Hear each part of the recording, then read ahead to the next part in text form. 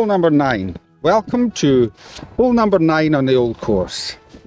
But it's not time to lose focus and to start thinking about your pie and your drink at the halfway house just yet. While following your gut instinct is often a good thing to do on the golf course, thinking with your stomach seldom leads to good scoring and good play. This hole is called end hole. But is it the end of the beginning or the beginning of the end? A drivable par 4 when you have a prevailing wind. This innocuous little hole has seen its fair share of drama over the years. Back in the 2010 Open Championship, in the final round and in the final pairing, both Paul Casey and Louis Oosthuizen managed to drive the green on this short par 4. Casey had managed to get within a shot of Oosthuizen at this point, and at this hole Louis Oosthuizen drained a remarkable 30-yard putt for an eagle, while from inside him Paul Casey 3-putted for a par. This was the beginning of the end of Paul Casey's challenge for the Claret Jug that year, and it was completely exacerbated at the next hole, the drivable par 4 number 12.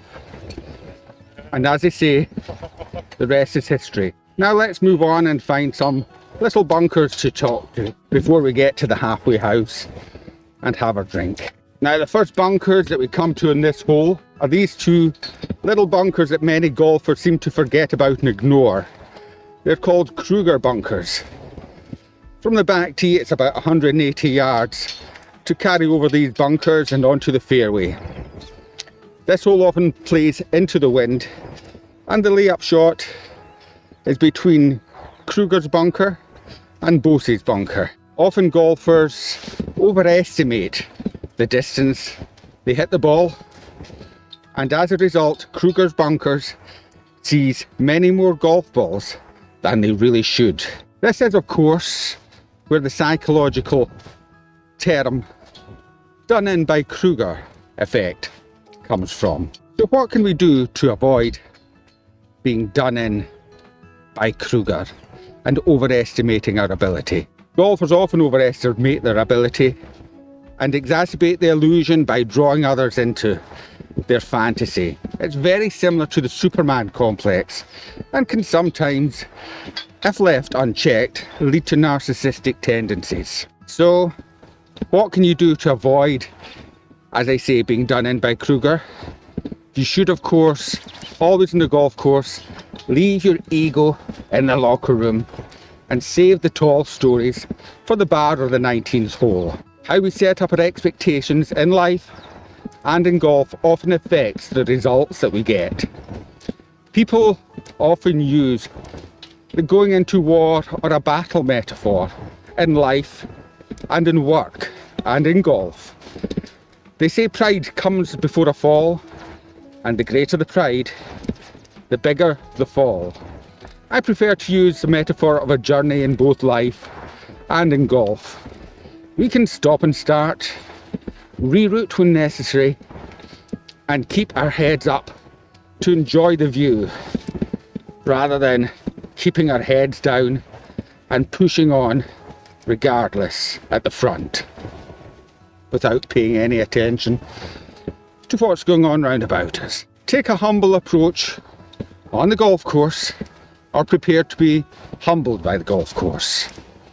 The choice is yours. Thank you, Krueger bunkers, for your help and advice, and we'll meet again going back up the 10th hole after of course we've had our lunch. As we get to the green, I'm reminded of an amusing incident that happened while I was caddying in the Dunhill Links Championship a few years ago. Philip Price, the popular Welsh golfer, was in our group. When we got to the green, Philip bent over to mark his golf ball for his putt. He was then caught by a gust of wind while standing on one leg, and all of a sudden he fell down on top of his golf ball, which shot off at a right angle. John Barrymore, the European rules official, who of course is never far from a refreshment tent, was close by. Philip explained to John that he had managed to get his ball marker down in place before the ensuing land-based belly flop commenced. Without any video evidence to the contrary, he was given the benefit of the doubt, and John Barrymore trudged back, head shaking, to his now lukewarm lunch. So if there's a morale from the story, it's unless you're a flamingo, you don't really have to stand on one leg. We've come to the end of this episode. This is your bunker mentality signing off for another time. I hope you've enjoyed your time in this hole and enjoy your refreshments at the halfway house. And until the next time, just remember, a foolish golfer and his balls are often parted. This has been your bunker mentality. Thank you for watching, like and subscribe.